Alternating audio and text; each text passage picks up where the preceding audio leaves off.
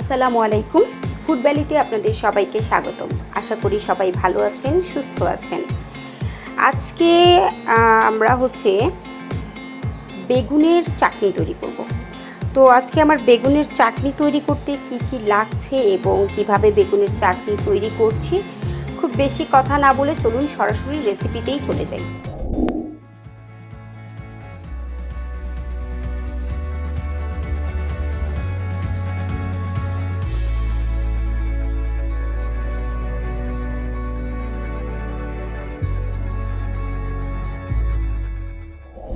তো বেগুনের চাটনিতে প্রথমে আমার লাগছে সরিষার তেল।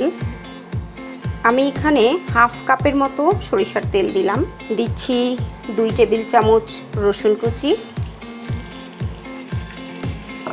রসুনটা খুব বেশি ভাজবো না। এখন এর মধ্যে আমি দেব 250 গ্রাম বেগুন, এরকম ছোট ছোট করে কাটা। খুব বেশি মোটা করা যাবে না, এরকম ছোট করে কেটে নিতে হবে। এখন এখানে দিব লবণ, 1 চামচ লবণ দিলাম। ঝাল আপনাদের পছন্দ অনুযায়ী। আমি এখানে হাফ চা চামচের মতো দিলাম, কারণ আমাদের এই মরিচটা, আজকে যে মরিচটা আমি ইউজ করছি এটা প্রচুর পরিমাণে ঝাল। তো এখানে বেশি দেয়া যাবে না, বেশি দিলে ঝাল বেশি হয়ে যাবে, সেজন্য আমি হাফ চামচ দিলাম। তো আপনারা যেই মরিচটা ব্যবহার করবেন সেটার ঝালটা কীরকম কম বেশি সেটা বুঝে তারপর এখানে মরিচটা দিবেন। খুব বেশি সময় লাগে না, মিনিট 10-এর মধ্যেই হয়ে যায়।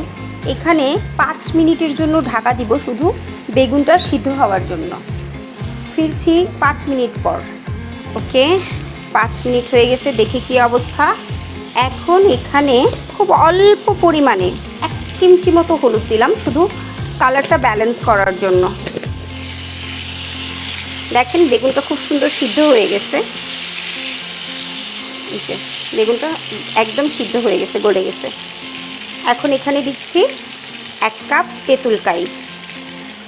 এখানে আমি আগে থেকে পানিতে তেঁতুলটা ভিজিয়ে রেখে তারপরে একটু চেলে নিছি। দিচ্ছি চিনি 2 টেবিল চামচ। মিষ্টিটা আপনার ইচ্ছা, আপনি যদি একটু বেশি মিষ্টি চান তো আর একটু বেশি দিতে পারেন। 5 মিনিটের মতো লাগবে, এখন আর ঢাকা দিব না। 5 মিনিটের মধ্যেই এটা সুন্দর করে তেলের উপরে উঠে আসবে। 5 মিনিট অপেক্ষা করছি, তারপরে ফিরে আসছি। ওকে, 5 মিনিট হয়ে গেছে। একদম লাস্ট উপকরণ হচ্ছে আমি 1 চামচ 5 ফোড়ন পাউডার দিলাম।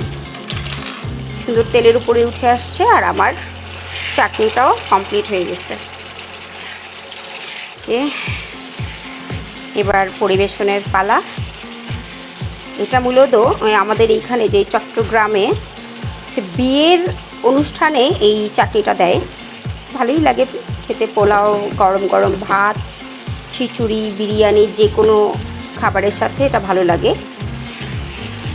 তো আপনারা বাসায় ট্রাই করবেন আর আমাকে কমেন্ট করে জানাবেন।